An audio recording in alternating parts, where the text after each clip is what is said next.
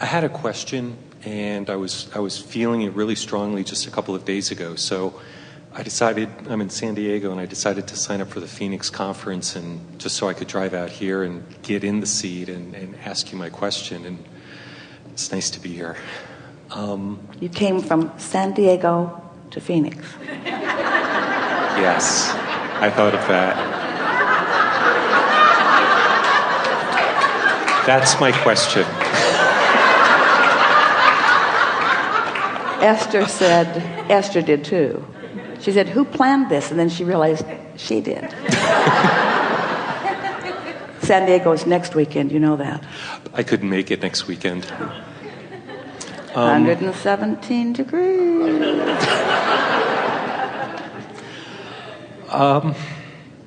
I've listened to your recordings. I've read your books for years. But I've still been struggling with depression, loss. Last year I lost a job that I absolutely hated, but I've had a hard time figuring out what would be passionate for me to do next.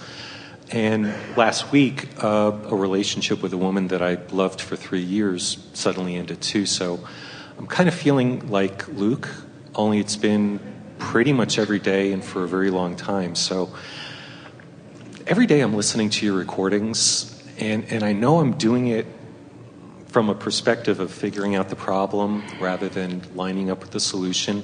And I know I'm doing that.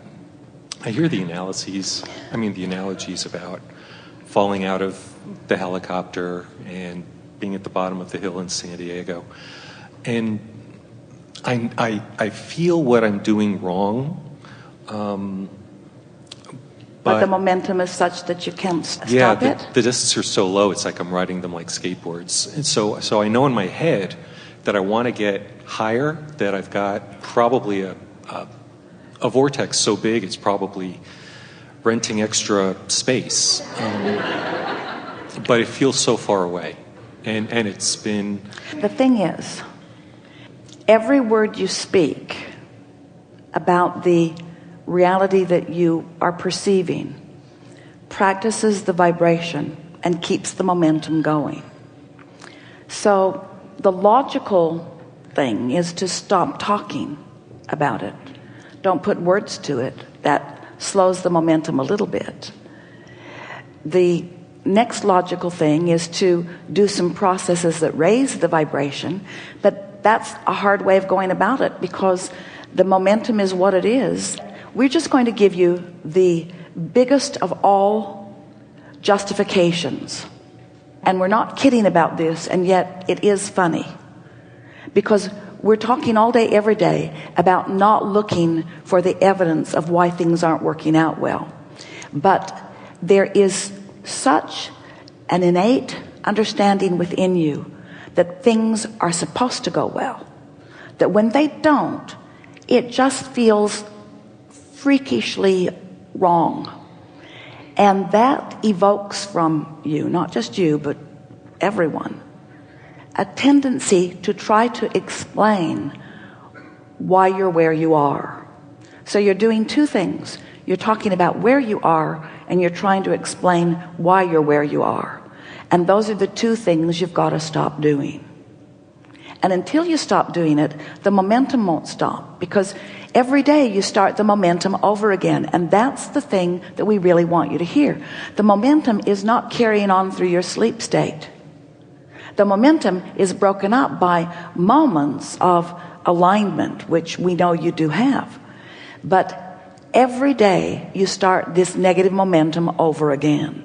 And you've just been doing it long enough that the negative momentum will carry you, not just through a day at the fair.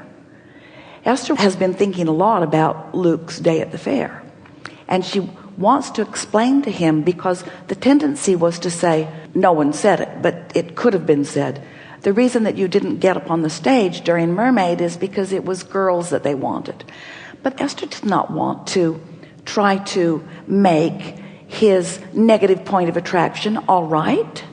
His negative point of attraction gave him a terrible day. Well, the joints are rigged, honey. Well, it doesn't matter. You could live in a fair where all of the joints are rigged and you can still win stuff.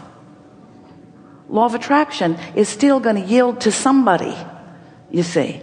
And so it doesn't matter how rigged it feels or how unjust it feels. The bottom line is you and you alone establish your point of attraction, and you get a redo every day. And if you get up tomorrow and you just do what you did yesterday, then you just continue to perpetuate the momentum. And we would like to say also that, oh, this is really good. This is really good. We're just going to savor this for a little while.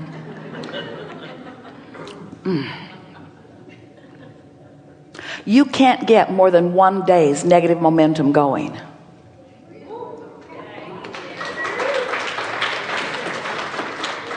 You can't get more than one day's negative momentum going.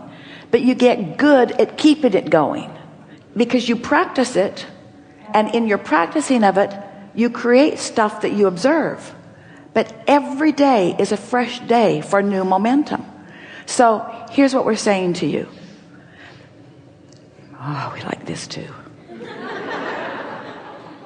What we're talking about here is the likelihood. We don't like that word very much, but we're going to go with it just briefly. Or the tendency. Your tendency to find the high disc is influenced by the disc you found yesterday. Because the disc you found yesterday yielded manifestations that you're still talking about. Ooh, don't you like this? So let's go back again. You can only get one day's worth of momentum going, because you're going to slumber and that momentum is going to subside. And when you awaken in the morning, you can tell your sad story or a better story. You can tell the story of current reality, and parts of it are good. You can tell the good parts or none of it. Or you could talk in more general terms. There are things about your reality that have manifested that are worth noticing. Your earth spins in its orbit. It's so big and you rarely talk about it. You hardly ever talk about the magnificence of that momentum. You don't talk about the food that continues to grow. No new seeds being trucked in from other planets. The food continuing to grow. The seed continuing to know what to do. The life force of the seed continuing to know what to do. We know that these things seem far from the things that are concerning you. But if you could get far from the things that are concerning you, you would stop that momentum. Now, we're going to explain something to you. Almost no one understands this. You're going to get it easily. So, you came from source energy and really high-flying momentum. And you're born into a physical body with the potential of increasing that momentum, which you're doing. Because when you know what you don't want, you know what you do want. And so each time you know what you do want, it increases that momentum of who you are really, who you have actually become. So this momentum of who you are is really moving fast. It's this very high, non-resisted vibration. And the momentum of that is calling all cooperative components into its sphere. All cooperative components are being gathered.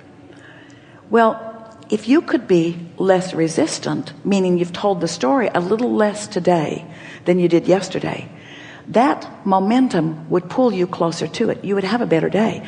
It's like you're being pulled up this shaft of well-being, up this vibrational shaft of well-being. And it is so dominant that when you reemerge in the non-physical, you'll have the exaltation of that experience. Humans have messed that up with their screwy stories too, but that really is the way that it is. So when you approach a new day and you think, that high-flying vibration is calling me, and if I don't activate something in myself by focusing on it that is resistant in nature, then I'll easily move into it. I'll easily move into it. It's sort of like How did the day at the fair get going? It's like, what happened first? It is so interesting to us that the whole thing started with a spinning wheel at the fair. In other words, the early moments sort of set the tone of how it's going to be. So days and days and days and months and months and months and years and years and years can go by of the same tone getting set and the same tone getting set and the same tone getting set, but it doesn't make any difference. You can set the new tone. The thing that we want to impart to you, that you have the ability to hear, and if you do, then you're home free on all of this. We don't want you to choose this high-flying disc so that you can get the job you want or get the relationship you want. We want you to choose the high-flying disc because all of the other ones are inferior to it. We want you to get the high-flying disc because it feels good and everything else feels less good.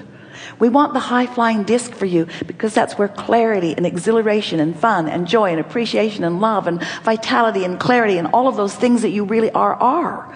We want that for you. All the other stuff will come, but so what? The only reason you want the other stuff is so you'll have fun and appreciation and love and clarity and joy and all of that. That's the reason you want it anyway.